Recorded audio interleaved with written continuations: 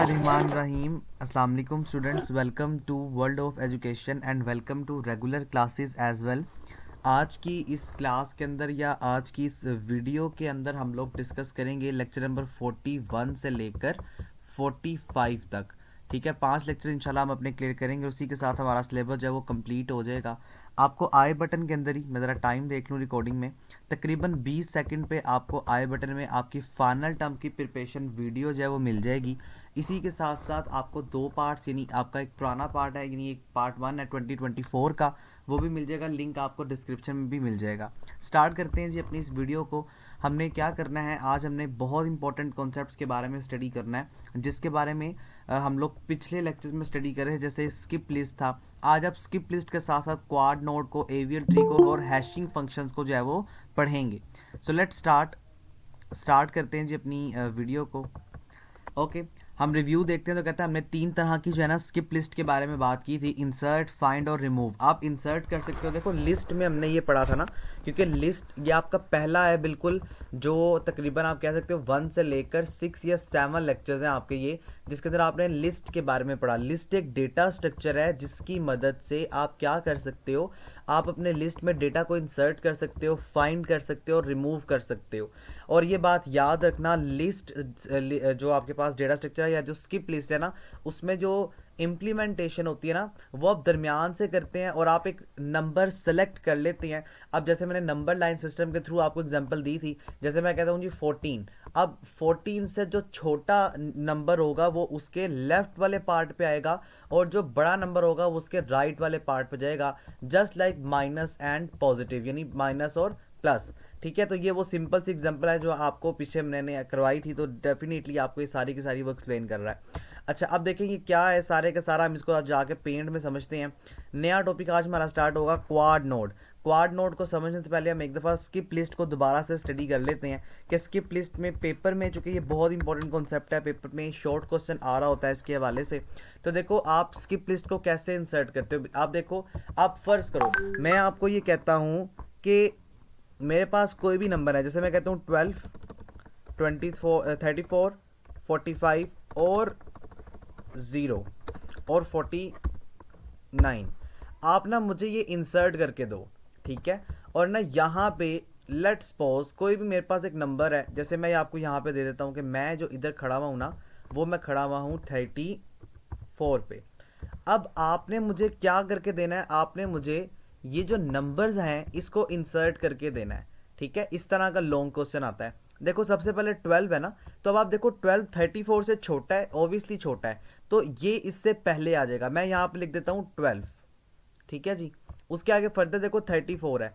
अब 34 तो उसका करंट नंबर है ना, इसको आप करंट कह सकते हो, क्योंकि ये आपकी करंटली पोजीशन है, अभी आप यहाँ खड़े हुए हो। अब उसके आगे आपने 12 को इंसर्ट किया तो देखो वो पीछे आ गया। फर्दर 45, चूंकि 45 इससे बड़ा है ना, तो आप देखो इसके राइट वाली साइड पे उसे इंसर्ट कर दो, सिंपल। आगे आप देखो तो आपका 0 है, चूंकि 0 12 से भी छोटा है, तो आप 0 को बिल्कुल शुरू में इंसर्ट कर दो। आगे 49, चूंकि 49 45 से बड़ा होता है, तो वो इसके बाद इंसर्ट होगा। ये देखो, इसे हम लोग कहते हैं स्किप लिस्ट में हमने डेटा को इंसर्ट कर लिया। ठीक है, अब आप क्वाड नोड के बारे में पढ़ेंगे। नोड्स क्या होते हैं, नंबर्स होते हैं जो आप ट्री के अंदर करते हैं। कहता है क्वाड नोड जो है ना, ये स्टोर करता है किसी भी आइटम्स को। आइटम का मतलब किसी तरह का भी डेटा, बिफोर, आफ्टर, बिलो और अबव, ये 4 तरह के साथ काम करता है। ये आपका इंपॉर्टेंट एमसीक्यूज है जो मैंने आपको फाइनल टर्म की प्रिपरेशन में करवाया था।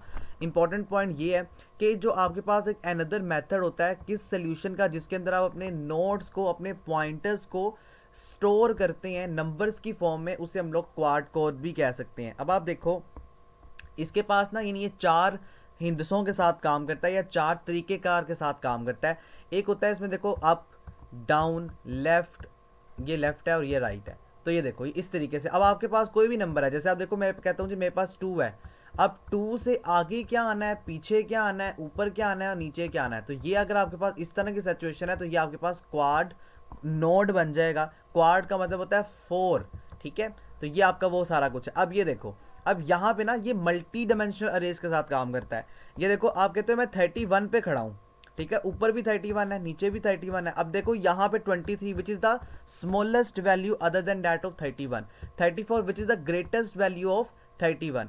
तो इस तरीके से अब आप देखो फर्दर आप कहते हो मुझे 23 के बाद 26 इंसर्ट करना है। देखो आप नीचे 26 इंसर्ट करो, 26 को 23 पे, ये आपकी स्किप लिस्ट है। बट क्वाड क्या कर रहा है काम, देखो क्वाड ये है कि आप आगे भी जा रहे हो, आप पीछे भी आ रहे हो। अभी हम स्किप लिस्ट में सिर्फ यही काम कर रहे थे ना, ये देखें हमने, ये एक हमारे पास करंट नोड था, इसका जरा हम कलर चेंज कर लेते हैं, ये करंट था। अब इससे मैं क्या कर रहा था, इससे मैं आगे भी जा रहा था, ये देखें, ठीक है, इससे मैं पीछे भी आ रहा था। बट क्वाड में एक मजीद फंक्शनैलिटी आ गई, आप ऊपर भी मूव कर रहे हो, आप नीचे भी मूव कर रहे हो। कैसे, एक और स्किप लिस्ट बना लो, उसको इसके साथ लिंक कर दो, जैसे मल्टी डायमेंशनल अरे है, जस्ट लाइक दिस। देखो ये ऊपर भी जा रहा है, नीचे आगे भी जा रहा है, पीछे भी जा रहा है, और फर्दर लेफ्ट राइट भी जा रहा है। So that is the quad. Performance of skip list, skip list कहाँ यूज होती है, जहाँ पे आपकी मेमोरीज यूज होती हैं। मेमोरी का मतलब आपको बाहर 12 दफ़ा मैंने बताया कि जो आपकी मेमोरी होती है ना, वो इस तरीके से आपकी चंक्स में या छोटे छोटे सेल्स में डिवाइड होती है, लाइक दिस। ठीक है, इस तरीके से आपकी मेमोरी, जैसे मैंने आपको ये एक सेल बना के दिया, ये दूसरा सेल है, तो देखो ये लिस्ट है, एक लिस्ट से मुराद ये इस तरह से पड़ा हुआ है, जैसे मैंने यहाँ पे बनाया, देखो ये यही चीज़ बना दी है ना। अब अगर आप कहते हो कि मेरी इस मेमोरी के इस फलां डब्बे में कोई भी वैल्यू पड़ी हुई है, हम इसको सेल कहते हैं, डब्बा मैं आपको सिर्फ समझाने के लिए कह रहा हूँ। ठीक है, ये देखो मैं कहता हूँ मेरे पास यहाँ पे 45 पड़ा हुआ है। अब चूंकि ये सिर्फ एक है, लेकिन मेमोरी चूंकि बहुत बड़ी होती है, वो आगे भी इस तरह से बनी होती है। ठीक है, अब आगे आप कैसे काम करते हो, अब इसके आगे मैं कहता हूँ मुझे इंसर्ट करके दो, कौन सा नंबर जी, लेट्स सपोज 49। देखिए आपने इसके आगे 49 इंसर्ट कर दिया, तो ये मेमोरीज के साथ जो है वो यूटिलाइज हो रहा होता है। That is the same concept जो मैं आपको समझा चुका हूँ। अब एवीएल ट्री हम इसको ऑलरेडी पढ़ चुके हैं। एवीएल ट्री में भी आप इंसर्ट कर सकते हो, डिलीट कर सकते हो और सर्च कर सकते हो किसी भी नोड को ऑन द बेसिस ऑफ की, which one is very important MCQs. Keys के ऊपर आप डेटा को जो है वो अपने डेटा को इंसर्ट कर सकते हैं, फाइंड कर सकते हैं, सर्च कर सकते हैं। कैसे करेंगे ये देखें, ये आपकी की है। अब इसमें आपके हर एक नोड को ना एक यूनिक की दे दी जाती है, जैसे इसने आपको यहाँ पे बना के दिखाई नहीं है, लेकिन मैं आपको वैसे ही बता देता हूँ। अब देखो फर्ज करो मैं कहता हूँ 0 और यहाँ पे पड़ा हुआ जी फॉर एग्जाम्पल अली। ठीक है, तो देखो अली को मैंने एक यूनिक वैल्यू दे दी 0। 1 पे मैं कहता हूँ जी मेरे पास साकिब, जो कि मैं खुद हूँ, वो पड़ा हुआ है। 2 पे लेट सपोज हम कहते हैं कोई भी ABC बंदा पड़ा हुआ है। 3 पे हम कहते हैं कोई भी XYZ बंदा पड़ा हुआ है। ठीक है, तो ये देखें, ये आपने एक यूनिक वैल्यूज असाइन कर दी, एक यूनिकनेस दे दी। अब आप कहते हो 2, देखो 2 पे कौन सा बंदा पड़ा हुआ है, M फॉर जिसका नाम भी शुरू हो रहा होगा, तो वो आपका यहाँ पे आ जाएगा। ठीक है, हैशिंग क्या होता है जी, हैशिंग एक ऐसा एल्गोरिदम है जिसमें आप प्रेसिडेंस और मेथडोलॉजी के साथ काम करते हैं। इसमें ना ये आपको क्या करता है, ये आपको न्यू डेटा इंसर्ट करने में एक स्ट्रक्चर प्रोवाइड कर देता है।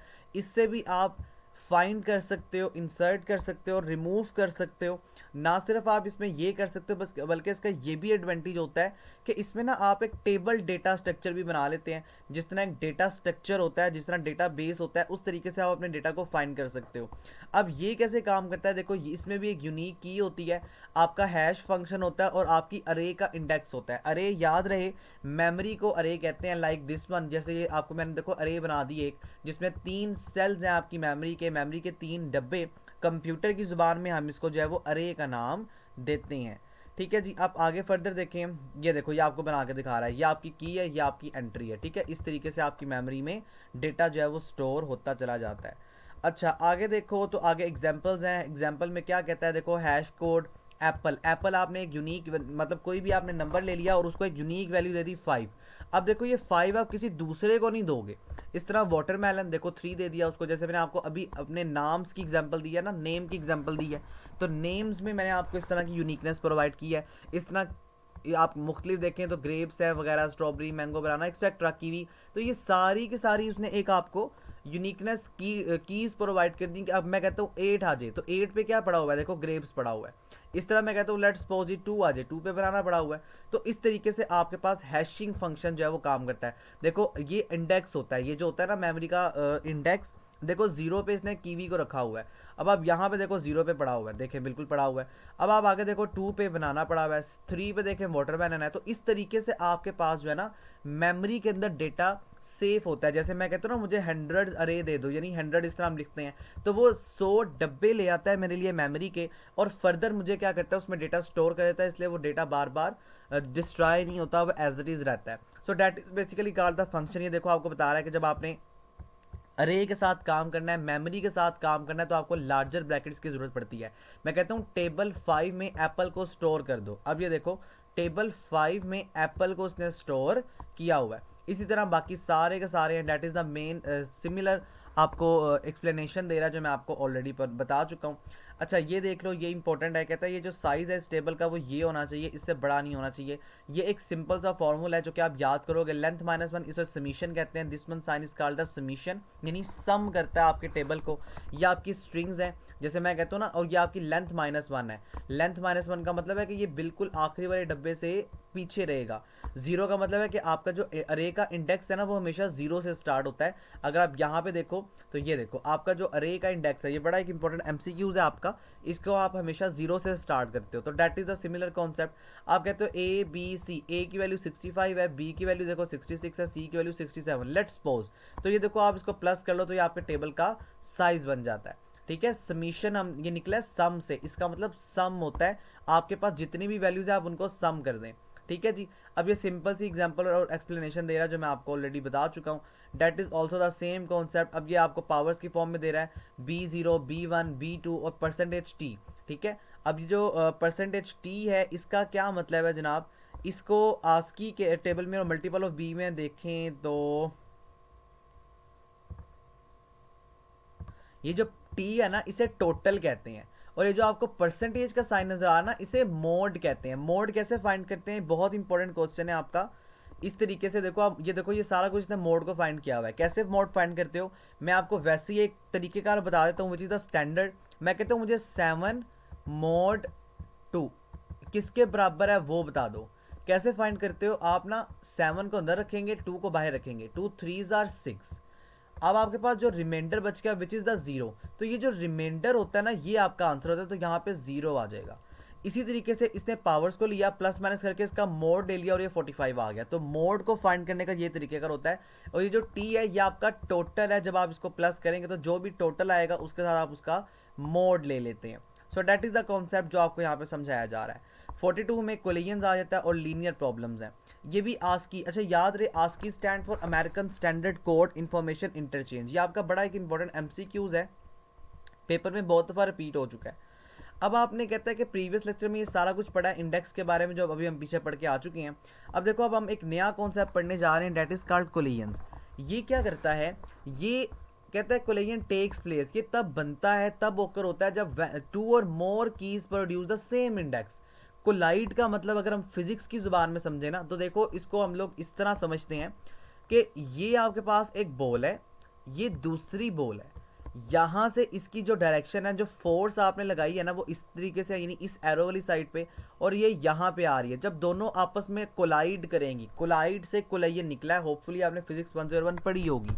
तो जब ये आपस में कोलाइड करेंगी इनकी डायरेक्शन ऑटोमेटिकली रिवर्स हो जाएगी, उल्ट हो जाएगी।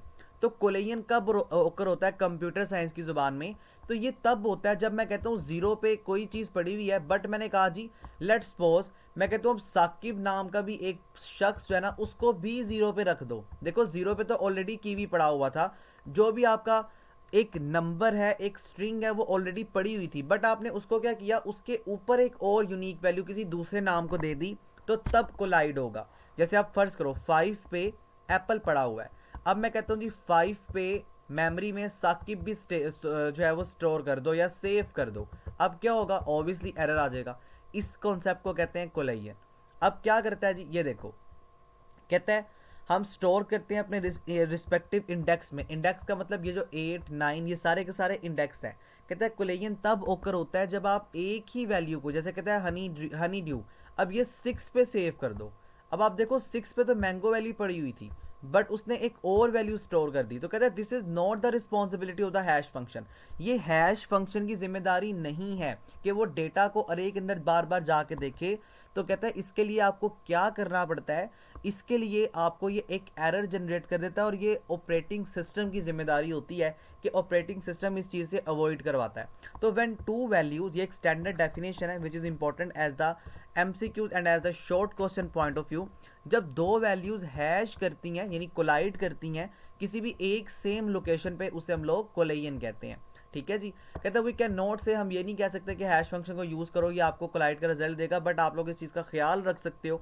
इसके सोल्यूशंस क्या है? सोल्यूशन ये है कि कैन स्टॉप सर्चिंग। जब भी इस तरह की कोई कोलिजन पैदा हो ना, तो कहता है स्टॉप कर दो सर्च करना। यानी जब आप प्रोग्रामिंग के में इस चीज़ से अवॉइड करना चाहते हैं, तो आपके पास जब इस तरह की कोई भी सिचुएशन आती है, तो वो क्या करता है, आपको एक छोटा सा मैसेज डिस्प्ले करवा देता है कि आपने जो काम किया वो तो अरे इंडेक्स ऑलरेडी फिल्ड है। ठीक है, तो कहते हैं सर्च एन एम्प्टी लोकेशन। पहले एम्प्टी लोकेशन सर्च करो, उसमें वैल्यू को स्टोर कर दो। अगर एम्प्टी लोकेशन नहीं मिलती और बाय मिस्टेक कोलिजन्स पैदा हो गई है, कोलाइड कर दिया एक दूसरे के साथ इंडेक्सेस ने, तो फिर मुझे एक मैसेज को डिस्प्ले कर दो। कहते हैं use a second hash function. दूसरा सोल्यूशन है कि आप दो फंक्शंस बना लो, दो टेबल्स बना लो। जैसे देखो ये टेबल है, इसको भी 1 2 से स्टार्ट करूँ और इसका नाम रख रहा हूँ टेबल 1। इसको मैं एक और टेबल बना रहा हूँ, ये भी 1 2 से स्टार्ट हो रहा है, बट ये टेबल 2 है। तो इसमें 2 पे मैंने रखा हुआ है अली को और इस टेबल 2 में मैंने रखा हुआ है साकिब को। तो ये देखो अब ये नहीं होगा क्योंकि अब टेबल्स अलग अलग है। सोल्यूशन 3 देखें तो आप अरे लोकेशन बनाते हैं header of the link list. अब आप कहते हैं लिंक लिस्ट बना लो। लिंक लिस्ट का मतलब ये होता है एक दूसरे को दूसरे नंबर्स के साथ लिंक करवा दो, लाइक दिस वन। ठीक है, तो ये आपका तीसरा सोल्यूशन है। The next one is linear problem. Linear problem क्या होती है जी? लीनियर प्रॉब्लम या लीनियर प्रॉब्लम ये होती है कि ये ना ओपन एड्रेसेस हैं।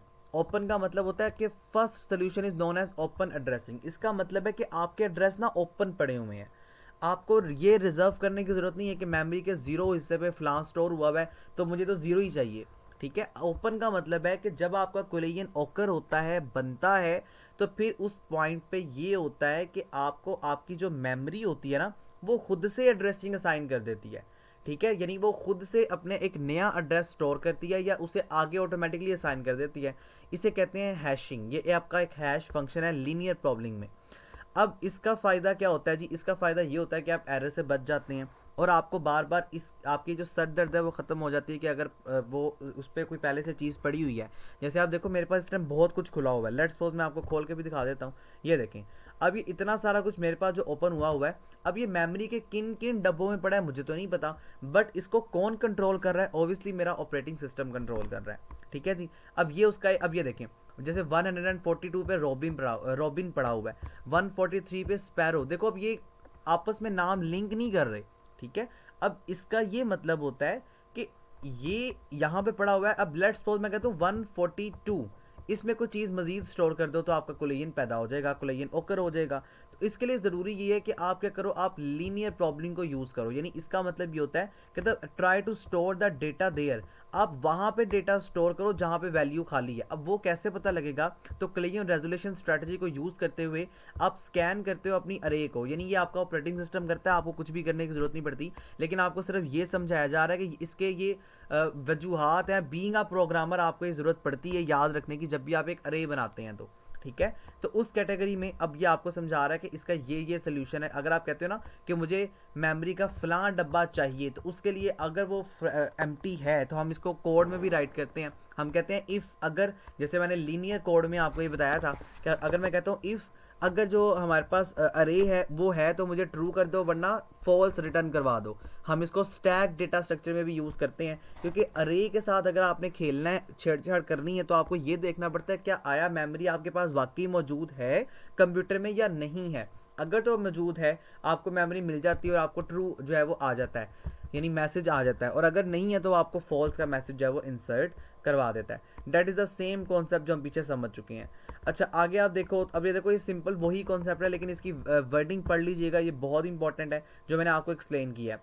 हम मुख्तलिफ तरह से इन एरर्स को, इन चीज़ों को कंट्रोल कर सकते हैं। कहता है एम्प्टी नेवर यूज, एम्प्टी को है, डिलीट है या ओकोपाइड है। अब ये तीन चीज़ें हैं जिसमें कहता है या तो आपकी रे खाली हो सकती है या ओकोपाई मतलब भरी हो सकती है, या डिलीट करके आप प्रीवियसली जो भी आपका नंबर है, जैसे मैं कहता हूँ जी अली को 100 मेमोरी के सेल पे स्टोर करवा दिया जाए। अब मुझे अली के बजाय जो है ना फातिमा का डेटा एंटर करना है या फातिमा नाम जो है वो उस डब्बे में लिखना है, तो मैं क्या करूँगा, अब अली मेरे पास स्टूडेंट नहीं पढ़ता, न्यू स्टूडेंट आ गई फातिमा, तो मैं अली का डेटा डिलीट करके नए बंदे का डेटा उसी प्लेस पे रख दूंगा। So that is the third one के डिलीट कर दो प्रीवियस यूज़ को, और बाकी जो नया आ रहा है उसको आप लोग इंसर्ट कर दें। अब एक लीनियर प्रॉब्लम के साथ, टेक्निक के साथ जो है ना, उसकी प्रॉब्लम ये है क्लस्टर्स की। क्लस्टर्स क्या होते हैं? क्लस्टर ऐसा ग्रुप होता है किसी भी आइटम का जो कि कंटेन होता है किसी भी ओपन स्लॉट पे। ये बिगर क्लस्टर गेट्स करता है जब आपकी हैश वैल्यू जो होती है ना वो लाइकली बड़ी होती है। क्या मतलब है इसका मतलब देखो यहाँ से समझो, कहता है हैश फंक्शन रिटर्न करता है आपको इंडेक्स 143। अब हम ऑलरेडी 3 आइटम्स को कोलाइड करवा चुके हैं 143 पे, तो अरे लोकेशन 143, 144, 145 आर ऑलरेडी ऑक्युपाइड। देखो एक ये तरीकेकार था लीनियर प्रॉब्लम का, हमने भी पीछे पढ़ा कि लीनियर प्रॉबिंग जो होती है ना वो क्या करती है, जैसे मैं आपको कहता हूँ 143 पे स्टोर करवा दो, तो 143 पे तो ऑटोमेटिकली डेटा पड़ा हुआ है। तो अब ये जो लीनियर प्रॉब्लिंग है, ये टेक्निक आपको इससे अगला स्टेप यानी इससे अगला डब्बा दे देगा, ठीक है, आपका डेटा वहां स्टोर कर देगा। तो वो आपको यही बात समझा रहा है कि हमने 3 आइटम्स को कोलाइड करवाया कौन सी पोजीशन पे, 143 पे। इसका मतलब 143 के साथ 145, 144 और 145 ये भी ऑक्युपाई हो गई हैं। तो हम लोग इंसर्ट करेंगे अब नई वैल्यू को 146 पे। किसको यूटिलाइज करते हुए? ये फैसिलिटी कौन दे रहा है आपको? लीनियर प्रॉबिंग दे रहा है, ठीक है। तो यही बात मैंने आपको पहले बताई है ना उसमें, कि लीनियर प्रॉब्लम का मतलब ये होता है कि आप एक नया डब्बा अपने लिए इंसर्ट कर लो, नया मेमोरी का सेल ले लो जहाँ पे डेटा को स्टोर कर सको। तो अब ये जो मसला है क्लस्टर का, इसका क्या मसला होता है? अब यहाँ पे कहता है कि नेक्स्ट पोजीशन तो अब आपके पास आती जा रही है, ये डिपेंड करता है कि आपका डेटा कितना ज़्यादा है। कहता है गैदरिंग ऑफ डेटा, ये जो आप डेटा इकट्ठा करते जा रहे हो इसे कहते हैं जी क्लस्टर, ठीक है। अब आपको तो नजर आ रहा है कि आपकी वैल्यूज जो है, आपका डेटा जो है वो तो इंसर्ट हो रहा है, बट उसने कितने मेमोरी के सेल ले लिए वो आपको नहीं पता लग रहा, तो इसे क्लस्टरिंग का नाम देता है। अब कहता है इसमें क्या होता है जी, जो क्वाड्रेटिक प्रॉब्लम होती है इसके अंदर डिफरेंट फार्मूलाज हैं, ये फार्मूला पेपर में हमेशा आते हैं। एफ आई इक्वल टू आई का स्केयर, तो ये रिजोल्व करता है आपके कोलियंस को। इस तरह अगर हैश फंक्शन में इन्वॉल्व है, एच की वैल्यू अगर उसमें है, तो इसका मतलब है कि आप क्या करते हो, सेल एच को inconclusive try H plus I square. अब ये सिंपल एक फॉर्मूला है, इसमें समझाने वाला कोई काम नहीं है, ये फॉर्मूला को रट्टा लगा लेना आप लोगों ने, पेज नंबर 465 पे ये अवेलेबल है। अच्छा, ये काम अब आपका जो है वो आ गया एक नया, यानी ये समझाने वाला काम है जो कि पेपर में एज अ लॉन्ग क्वेश्चन और एज अ शॉर्ट क्वेश्चन आता है। पेपर आपका ज़्यादातर ना आपकी डायग्राम्स के ऊपर कंसिस्टेंट होता है, और वो आपको कहता है कि मुझे फ़लाँ फ़लाँ एंट्री को करके दें। देखो ये जो की है ना, ये आपके पास की है, इसको बता भी रहा है कि वी हैव लेफ्ट साइड, हमारे पास जो लेफ्ट साइड है उस पर क्या है, उसमें वर्टिकल अरे शो हो रही है, ये जो पार्ट है ये आपका वर्टिकल अरे है। और ये देखो ये अब आपकी एंट्रीज हैं कि ये आपकी एंट्री कोई भी वैल्यू, और यहाँ पे अभी कोई भी एक यूनिक की, इस तरह कोई भी एक यूनिक की, कोई भी एंट्री, तो इस तरीके से आपका डेटा आपकी मेमोरी के अंदर जो है वो स्टोर होता है। फ़ायदे देखें, एडवांटेजेस क्या है जी, सिमिलर इंसर्ट कर सकते हो, रिमूव कर सकते हो, और एक ये आप लिमिटेड यानी आप एक अरे में लिमिटेशन में रहते हैं। बट डिसएडवांटेज ये है कि आपकी मेमोरी ना ओवरलोड हो जाती है, ओवरहेड की तरफ जाती है अगर बड़ा डेटा है। देखो जैसे मैं कहता हूँ मुझे 100 वैल्यूज इंसर्ट करके दो, तो यहाँ पे देखो आपके पास 100 मेमोरी के डब्बे यूज हो जाएंगे, ठीक है। तो ये एक इसका डिसएडवांटेज है। अब नेक्स्ट लेक्चर में देखो, तो नेक्स्ट लेक्चर में आपको कहता है कि हैशिंग एनिमेशन क्या है। जिस तरह एनिमेशन होती है, एनिमेट करते हो अपने डेटा को, इसी तरीके से आपके पास हैशिंग एनिमेशन होती है। इसमें क्या क्या होता है, इसमें आप ये पढ़ते हैं कि सबसे पहले आपको बता रहा है कोलिजन स्ट्रेटजीज के बारे में, कि कोलाइड का मतलब यही होता है कि अगर आपने सिमिलर इंडेक्स के ऊपर यानी अरे के सिमिलर नंबर ऑफ इंडेक्स के ऊपर डेटा 2 दफ़ा स्टोर कर दिया तो कोलिजन पैदा हो जाता है। हमने प्रीवियस लेक्चर में यानी अभी हमने थोड़ी देर पहले लीनियर प्रॉब्लम की बात की, क्वाड्रेटिक प्रॉब्लम की बात की, लिंक लिस्ट की बात की। अब आप एक नया पढ़ने जा रहे हैं, that is called hashing animation. अब ये क्या काम करता है जी, ये कहता है आप आपकी जो लैंग्वेजेस हैं डेव, सी प्लस प्लस, जावा, ये सारे के सारे के अंदर इंपॉर्टेंट डिसीजन होता है कि आपने कौन सी प्रोग्रामिंग लैंग्वेज को चूज़ करना है। लेकिन उससे पहले भी ये होता है कि आपने अपना किसी भी लैंग्वेज हो उसमें डेटा स्टोर करना होता है अरे की मदद से। तो उसके अंदर क्या होता है, जावा बिकम अ वेरी पॉपुलर। कहता है जावा बहुत पॉपुलर है, क्यों? क्योंकि ये आपको फैसिलिटीज़ देती है इंटरनेट के साथ। अब C plus plus, Java is easy to learn. अब सिंपल सी एक लैंग्वेजेस है जो आपको लैंग्वेजेस के बारे में बता रहा है, ये आपको अभी तक डिस्कस नहीं कर रहा कि हैशिंग एनिमेशन क्या होती है। अब हैशिंग एनिमेशन को यहाँ से डिस्कस कर रहा है। अब हैशिंग एनिमेशन का ये मतलब होता है मतलब आपको यहाँ पे ये जो पीछे लैंग्वेजेस हैं इसको बताने का मकसद ये था कि अगर आप इंटरनेट की मदद से डेटा गेट कर सकते हैं, अमूमन हम इसे क्लाउड कंप्यूटिंग कहते हैं, तो इसमें आपको ना अपनी अरे की या अपनी मेमोरी ख़त्म होने की टेंशन ख़त्म हो जाती है। हैशिंग एनिमेशन में ये होता है कि आप अपने ब्राउज़र के साथ इसको कनेक्ट कर लेते हो एनिमेशन को, यानी ब्राउज़र के साथ आप इसका डेटा देखते रहते हो। जैसे आप अगर कोड राइट करते हो जावा लैंग्वेज में, तो आप क्या करते हो, आप कहता है आप उसको देख सकते हो लीनियर प्रॉब्लम में, क्वाड्रेटिक प्रॉब्लम में, या कोई भी लिंक लिस्ट है उसके अंदर। लेकिन उसको सॉल्व करने के लिए आपने कोई इंडेक्स बनाई होगी, कोई अरे लिया होगा। जैसे आप कहते हो मुझे अरे बना के दो 100 नंबर्स की, 100 सेल्स की, तो अब देखो 100 है ना, तो 0 से लेकर 99 तक ये इसके इंडेक्सेस बन जाएंगे। याद रहे हमेशा अरे आपकी 0 से स्टार्ट होती है, दिस वन। ठीक है जी। अब कहते हैं अब इसमें सिंपल आप क्या करो, आप ब्राउज़र को यूटिलाइज कर लो और ब्राउज़र के साथ आप अपना डेटा इस्तेमाल कर लो। रैंडमली आप चीज़ों को ले सकते हो, अब आपको कोई फंक्शन या इस तरह की फंक्शनैलिटी या कोई भी मसला आपको दरपेश नहीं आएगा। अब यहाँ पे कहते हैं सिंपल क्लाइड ओकर हुआ 75 पे, तो 76 पे चला जाएगा, चूँकि आप लीनियर प्रॉब्लम को यूज़ कर रहे हैं। क्वाड्रेटिक प्रॉब्लम में देखो, क्वाड्रेटिक है ना, तो क्वाड का मतलब होता है 4 जगह, ऊपर भी जा रहे हो, आगे भी जा रहे हो, पीछे भी जा रहे हो और नीचे भी आ रहे हो। तो इसमें क्या होगा, आपका जो अगला डब्बा अगर फ्री होगा तो अगले में इंसर्ट कर देगा, ऊपर वाला होगा तो ऊपर में कर देगा, नीचे वाला होगा तो नीचे में, और इस तरह अगर लेफ्ट पे हो गए या राइट पे, तो इस तरीके से आप अपनी इन सिचुएशंस को कंट्रोल कर लेते हैं। एप्लीकेशंस क्या है जी, कंपाइलर में ये बहुत ज़्यादा यूज़ होता है। कंपाइलर में आपके जब आप कंपाइलर कंस्ट्रक्शन कोर्स पढ़ेंगे आगे जाके, तब आपको पता लगेगा कि मेमोरी कितनी ज़्यादा इंपॉर्टेंट है। और मेमोरी के साथ अगर आपने छेड़छाड़ करनी है तो आपने ऑपरेटिंग सिस्टम से ही रिक्वेस्ट करनी होती है, तो कंपाइलर्स इस चीज़ को खुद से कंट्रोल कर लेता है। ठीक है। जावा के अंदर तो जावा वर्चुअल मशीन होती है, बट ये जो हम सी प्लस प्लस पढ़ रहे हैं उसके लिए कंपाइलर की जिम्मेदारी होती है कि ये आपकी मेमोरी को जो है वो गेट भी करता है और वापस भी करता है। बीइंग अ प्रोग्रामर आपने कंस्ट्रक्टर और डिस्ट्रक्टर का इस्तेमाल करना होता है। हैश टेबल एक ऐसा टेबल होता है जिसमें आप ऑनलाइन स्पेल चेकर लगा सकते हैं। अगर मिस स्पेलिंग होगी या डिटेक्शन होकर हुई है तो ये आपको नीचे एक जो है ना वो अंडरलाइन दिखा देता है। जैसे आप वर्ड पे देखो, अब वर्ड पे ये देखो, अब ये मेरे पास एक वो पेपर है जो मैंने अभी शेयर करना था इस पे वर्ल्ड ऑफ एजुकेशन पे। देखो यहाँ पे ना अब ये पेपर्स ग्रुप में शेयर हुए हैं। अब ये देखो ये रेड लाइन आपको दिखा रहा है। इस तरह यहाँ पे देखो इसने गलत जो है वो नंबर लिखे हुए हैं कि एमसीक्यूज वर फ्रॉम आस्क्ड इसने लिख दिया, बट यहाँ पे आस्क आना था। ये देखें, अब मैंने इसको ठीक किया तो उसने नीचे से अंडरलाइन जो है ना रेड कलर की उठा दी। इसे कहते हैं स्पेलिंग चक्कर। अगर स्पेलिंग गलत है तो आपको नीचे अंडरलाइन कर देता है। तो ये हैश फंक्शन है या हैशिंग का एक यूजेज है।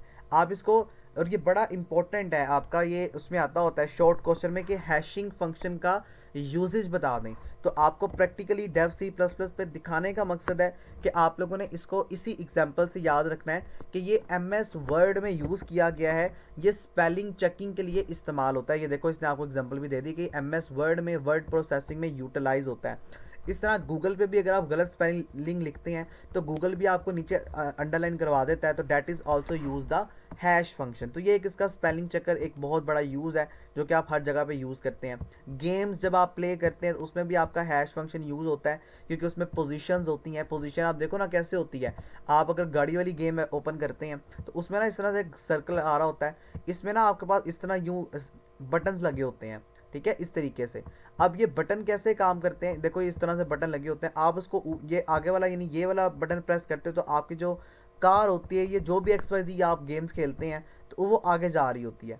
ठीक है, अगर आप उसे लेफ्ट तरफ करना चाहते हो तो आप या तो ये पूरा स्टेयरिंग घुमाते हैं, एक या तो गेम्स इस कैटेगरी की होती हैं, या बच्चों वाली गेम्स ना इस तरह की होती है कि आप ये वाला बटन प्रेस करो तो वो इस तरह चलना शुरू कर देगी। अगर आप ये करोगे तो वो इस तरह चलना शुरू कर देगी। अगर आप पीछे वाला दबाओगे तो पीछे यानी रिवर्स आ जाएगी। तो ये आपका हैशिंग फंक्शन के फंक्शनैलिटीज़ हैं या यूजेजेस हैं जो कि पेपर में पूछे जा सकते हैं। क्विकली चेक कर सकते हो इन इक्वालिटी को। This is also the example of hash function ही कि कितनी इक्वालिटीज़ हैं या क्या चीज़ें कोलाइड तो नहीं कर रहा, तो कोलिजन भी आप अपने हैशिंग टेबल से ही चेक कर सकते हैं। बट मोस्टली इंपॉर्टेंट एग्जाम्पल आपने यही बतानी जो मैंने आपको MS वर्ड वाली जो है वो दिखाई है। फिर हैशिंग सूटेबल कब होता है, जब आप बहुत ज़्यादा अपने सर्चेस कर रहे होते हैं। रीज़नेबल सर्च टेबल में अगर आप सर्च करते हो AVL ट्री में, तब आप हैश टेबल को यूटिलाइज़ कर सकते हो, क्योंकि हैश टेबल में हमने हर एक की को एक यूनिक वैल्यू दी होती, तो आपकी सर्चिंग जो है वो आसान हो जाती है और आप इजीली अपने डेटा को सर्च कर लेते हो। सॉर्टिंग बहुत आसान है, हम सॉर्टिंग ऑलरेडी पढ़ते हुए आ रहे हैं। कंप्यूटर एप्लीकेशन में 80 to 90% आपकी जो एप्लीकेशन है वो आपकी सॉर्टिंग जिसमें यूज़फुल होती है। सॉर्ट का मतलब होता है डेटा को तरतीब में लिखना है। जैसे मैं कहता हूँ 1 के बाद 2 आएगा, 2 के बाद 3 आएगा, 3 के बाद 4 आएगा। इसकी भी लाइव एग्जांपल देख लो। तो MS वर्ड जो ना ये सॉर्टिंग करता है। कैसे, ये देखो। अब मैं आपके सामने यहाँ पे 1 डॉट इंसर्ट करता हूँ, ठीक है जी। ये देखें, मैं कहता हूँ 1 डॉट।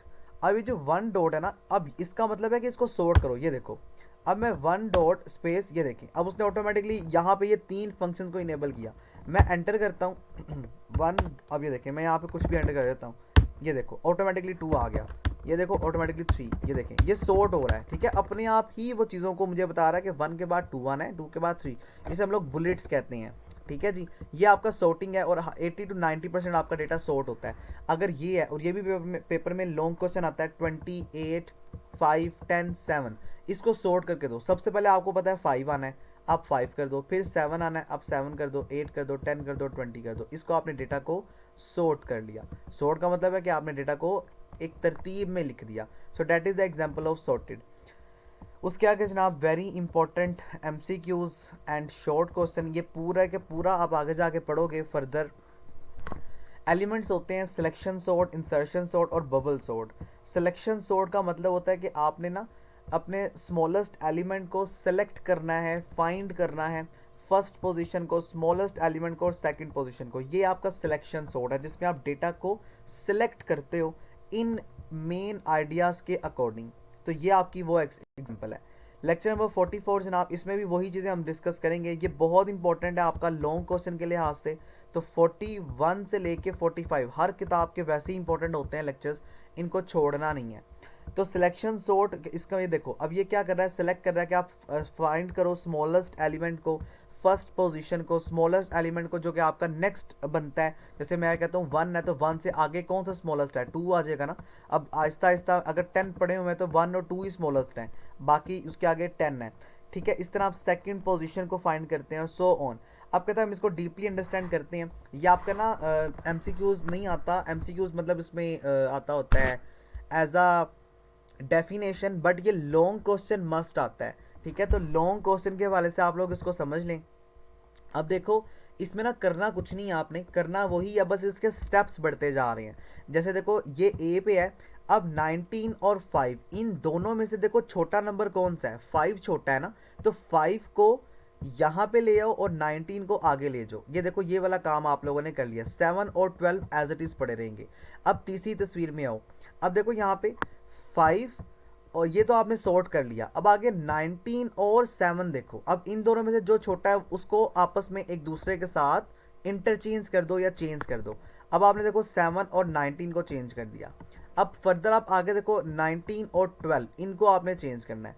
19 और 12, अब देखो इसमें से 12 छोटा है तो 12 यहाँ पे आ गया और ये 19 आगे चला गया। तो ये देखें ये काम कर दिया। अब आपने क्या काम करना है, अब आपने देखो फर्दर देखना है कि 5 और 7 क्या इन दोनों को इंटरचेंज करने की दोबारा ज़रूरत है। अगर नहीं है तो ओके, अगर है तो आप उसको भी चेंज करेंगे। लेकिन देखो अब ये सॉर्ट में आ गया, इसे कहते हैं सिलेक्शन सॉर्ट, ठीक है जी। ये आपका इसी तरीके से आपने 4-5 जो है ना उसमें स्टेप्स में करना है। आप इसको डायरेक्ट नहीं करेंगे, डायरेक्ट करेंगे तो नंबर कट जाएंगे। तो ये आपका सिलेक्शन सॉर्ट एक एल्गोरिदम है, जिस एल्गोरिदम की मदद से आप अपने डेटा को सॉर्ट कर सकते हैं। अच्छा, ये सारी की सारी वही एक्सप्लेनेशन है जो मैं आपको ऑलरेडी तस्वीरों की फॉर्म में समझा चुका हूँ। पीपल कोड, ये जो आपका कोड है इसको फिलहाल स्किप कर दें, ये सिलेक्ट आता नहीं है पेपर में। उसके आगे देखो तो आपके पास क्या चीज़ है जनाब। अच्छा, ये भी आपका सिलेक्शन सॉर्ट एनालिसिस है। इसमें क्या काम है, इसमें ये वाला काम है टोटल सर्चेस। ये आपका ना एक स्टैंडर्ड फार्मूला है, n square plus and divided by 2, this one. अगर आप इसे तोड़ के लिखो तो ये वाला आता है। तो ये दोनों के दोनों पेपर्स में बहुत इंपॉर्टेंट हैं, ठीक है। पेपर में MCQs के तौर पे ये पूछे जाते हैं, इसको याद कर लो। इंसर्शन सॉर्ट जनाब, इंसर्शन सॉर्ट क्या करता है, ये इंसर्ट करता है वैल्यूज़ को सॉर्टिंग फॉर्म में। देखो पहले आप सिलेक्शन सॉर्ट पढ़ रहे थे। सिलेक्शन सॉर्ट का मतलब है कि आप वैल्यूज़ को सेलेक्ट कर रहे हो। इंसर्शन सॉर्ट का मतलब है वैल्यूज़ को इंसर्ट कर रहे हो और उसको स्वैप कर रहे हो। स्वैप का मतलब होता है इंटरचेंज, जैसे मैंने अभी आपको ऊपर बताया। अब आप देखो, फर्ज करो एग्जाम्पल से समझते हैं। ये देखें, कहता है देखो 19 और 12, अब आप इन दोनों को देखो आपस में। अब ये काम तो सिलेक्शन सॉर्ट वाला ही है ना, कि देखो आप स्वैप, अब स्वैप मैं वर्ड यूज़ करूंगा ताकि आप उससे फेमिलियर हो जाएं। इसका मतलब होता है एक दूसरे के साथ चेंज करना। अब दोनों में से छोटा कौन सा है, देखो 12 छोटा है ना, तो ये स्वैप हो गया 19 से, यानी 12 इसकी जगह पे आ गया और 19 12 की जगह पे चला गया। देखो 12 और 19। फिर आगे देखो 5 और 7 है। अब आपने क्या करना है, अब आपने 19 और 5 को, इन दोनों को आपस में मैप करना है। अब ये इसने मिक्स कर दिया यहाँ पे ना इस तरीके से आएगा, ये देखो इस तरह से मैं आपको खुद बना देता हूँ। ये देखें, ये आ जाएगा 12, फर्दर देखो 5, फिर देखो आगे 19 और फिर 7। अब इन दोनों को दोबारा मैच करो। अब देखो 5 चूंकि छोटा है ना, तो 5 वापस जाएगा 12 की जगह पे, ये देखें 5 और फिर 12 फिर 19 फिर 7, ठीक है। अब आप फर्दर देखें, अब चूंकि 7 आपने 19 के साथ और 12 दोनों के साथ मैच करना है, ठीक है जी। अब आप देखो 7 की वैल्यू क्या है। अब आप 7 को डायरेक्टली इसके साथ मैच करो, चूंकि 7 छोटा है तो इसने इसके और पीछे मैच करो 12, तो इस तरीके से इसकी भी डायग्राम बन जाएगी। अब ये इसने डायरेक्ट कर दिया, इसे कहते हैं इंसर्शन सॉर्ट, यानी आप नंबर्स को एक दूसरे के साथ मैचअप करते हैं और डायरेक्टली आप उनको एक दूसरे की जगह पे के साथ स्वैप कर देते हैं या रिप्लेस कर देते हैं। So that is called the insertion. ये सिमिलर एग्जांपल है, ये सिमिलर एक्सप्लेनेशन है जो हमने पढ़ लिया। अब इसमें एनालिसिस देखें तो ये इसका फॉर्मूला है जनाब, ये बहुत इंपॉर्टेंट है, इसको याद कर लें। ओ एन का स्केयर, ये किसका फॉर्मूला बन जाएगा, ये आपका इंसर्शन सॉर्ट का फॉर्मूला है। The next one and the last one is bubble sort. Bubble sort क्या करता है, एक्सचेंज करता है नेबर्स के साथ। नेबर्स का मतलब क्या होता है, जो पड़ोसी हैं, यानी जैसे देखो ये है ना मेरे पास, तो यहाँ पे मेरे पास कोई भी 3 है, मैं यहाँ पे खड़ा हूँ तो ये वाला आपका नेबर है, ये वाला आपका नेबर है, जो हमसाए जिसे कहते हैं। कहता है अनटिल, जब तक जो लार्जेस्ट एटम है वो एंड पे ना चली जाए अरे के, तो बबल सॉर्ट तब तक काम करता रहेगा जब तक आपके पास जो लार्जेस्ट नंबर है वो बिल्कुल आखिर में ना चला जाए। जैसे हम सॉर्टिंग की ही बात करें, चूंकि सबका काम यही है कि वो डेटा को सॉर्ट कर रहे हैं। ये देखो अब इसमें बड़े नंबर्स आ जाते हैं, जैसे देखो 19 और 5 दोनों को इंटरचेंज कर दो, स्वैप कर दो, 5 और 19 हो गया। अब ये देखो, अब आगे किसने मैच करना है, 5 19 और 12 ने, ठीक है। तो 19 और 12 में देखो क्या होगा, अब 12 पहले आएगा 19 बाद में, 12 पहले 19 बाद में, अब 19 और 7। अब फिर देखो, अब देखो यहाँ पे क्या हो रहा है, अब 7 यहाँ पे आ गया, 19 बाद में आ गया, ये देखें। अब आगे देखो 12 और 7, अब ये देखो ना वही बात जो मैं आपको बता रहा हूँ कि 5 और 12 को देखो क्या ये काम ठीक है जी, ठीक है, तो इसने कोई स्वैप नहीं किया। बट 12 और 7 को देखो, ये देखो 12 और 7 को देखा तो इसने क्या किया, अब इसने आपस में दोनों को स्वैप कर दिया, 5 7 12 19। अब दोबारा शुरू से चेक करें 5 7 क्या ये ठीक है, ठीक है, दोबारा चेक करो 12 और 19 क्या ठीक है, ठीक है, तो ये आपकी फाइनल अरे बन गई। तो बबल सॉर्ट थोड़ा सा ज़्यादा नंबर ऑफ स्टेप के साथ काम करता है और आपको डिटेल्ड बता देता है कि ये इस तरीके से काम कर रहा है। आपने इसे पेपर में as a long question paint के अंदर जो है वो क्रिएट करना है, इसको आपने छोड़ना नहीं है, यानी आपने डायरेक्टली नहीं करना, नहीं तो आपको नंबर जो है वो नहीं मिलेंगे। That is a similar explanation जो मैं आपको ऑलरेडी डीपली जो है वो दे चुका हूँ। अब इसका बबल सॉर्ट का एनालिसिस देखें तो इसकी ये है, एन स्केयर डोमिनेट्स करता है ये, तो ये याद रखिएगा एन स्केयर है, खाली एन स्केयर है, ठीक है। बल्कि नहीं, ये जो है ना बिकम्स करेगा आपका दिस वन, ये वाली, इसका ये वाला फॉर्मूला है, N multiplied 1 plus N divided by 2 equal to O N square, तो ये आपका आ जाएगा, ठीक है। ये दो फार्मूलाज इसके याद रखिएगा, ये बहुत इंपॉर्टेंट है। एन टाइम्स के साथ ये इनर लूप में एग्जिस्ट करता है और n-1 और n-2 टाइम्स जो है ये फर्दर एग्जीक्यूशन में लेके आ रहा होता है, ये एग्जीक्यूट कर रहा होता है अपने आप को। तो ये जो इंपॉर्टेंट नंबर्स हैं मैंने आपको बताए हैं, इसको आप लोग याद रखिएगा, इसको छोड़ना नहीं है। समरी सारा कुछ वही है, इंपॉर्टेंट कॉन्सेप्ट फिर देख लें। वो क्या कहता है कि कम्प्लेक्सिटी, जो टाइम कम्प्लेक्सिटी होती है ना, यानी कि हमने कितना टाइम लिया किसी भी चीज़ को सॉर्ट आउट करने में, वो टाइम कम्प्लेक्सिटी आपको बता रहा है। एन कहता है फर्स्ट करो एन 10 है तो एन का स्केयर यानी 10 का स्केयर लो तो 10 मल्टीप्लाई बाई 10 किसके बराबर होगा, 100 के।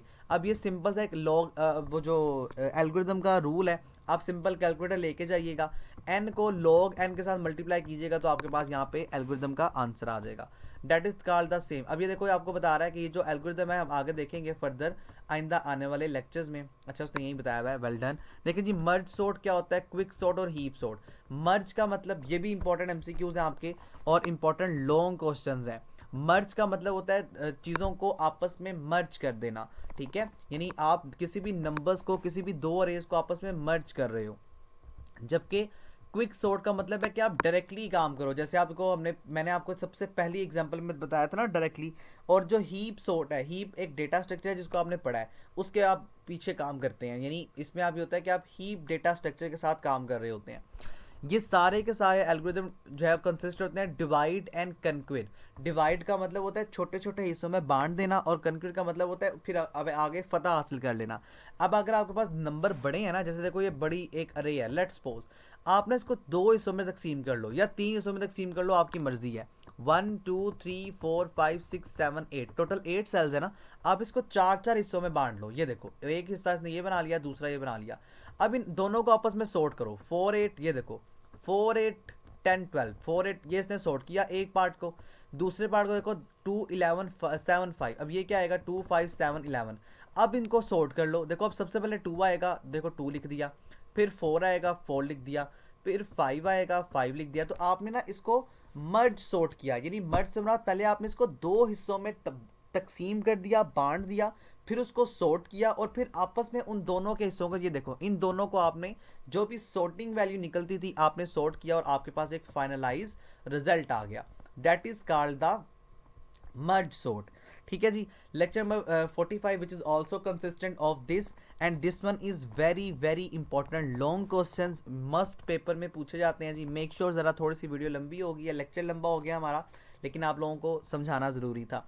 लेक्चर नंबर 45 देखें तो 45 में भी यही है। डिवाइड और कन्क्रीट का मतलब यही होता है कि हम लोग चीज़ों को डिवाइड कर लेते हैं, छोटे छोटे हिस्सों में तकसीम कर देते हैं, और बाद में हम उसको फतह कर लेते हैं, या हम उसको जो है वो क्या करते हैं, हम एक फाइनलाइज रिजल्ट जो है वो इजीली क्रिएट कर लेते हैं। कितना टाइम लेता है जी ये, n टू log 2n, ये इसका सर्च ऑपरेशन का टाइम होता है।